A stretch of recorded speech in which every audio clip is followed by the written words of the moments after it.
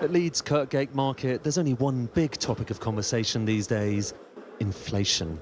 The rate at which prices are rising is taking its toll on businesses like this hair salon. People are squeezing their budget because of the living cost, and footfall is not there, so our sales are getting down and down. Neil, a greengrocer nearby, sees the hallmarks every day.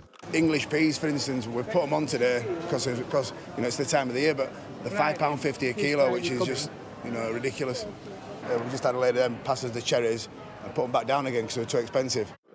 There's all sorts of root causes for this inflation: high energy prices, the post-COVID bounce back. But for this food wholesaler in London, there's also a very UK-specific explanation.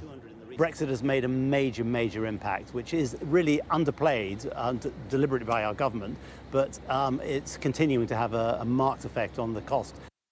Put it all together and you begin to see why the UK has the highest inflation rate in the G7, a rate with serious economic consequences. The good news is that food price inflation now does look like it might have peaked. The bad news is, whether it's oranges or cauliflower, prices are still rising, just at a less fast rate. And the worry for the Bank of England's perspective is that it's not just this stuff, it's everything else, it's services, it's restaurants. Inflation is starting to look, that word they hate, sticky. And the stickier it is, the more they will feel they have to do about it.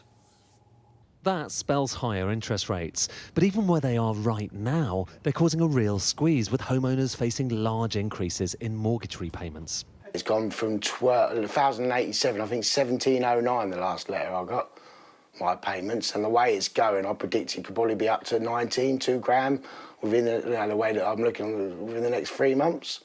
This is fast becoming the biggest political story in town, as was evident from Prime Minister's questions. £2,900 extra.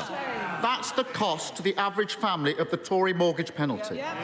Now, he was warned by experts about this as long ago as autumn last year, but he either didn't get it, didn't believe it, or didn't care, because he certainly didn't do anything. Perhaps the honourable gentleman could explain why interest rates are at similar levels in the United States, in Canada, in Australia and New Zealand. Now all eyes on the Bank of England.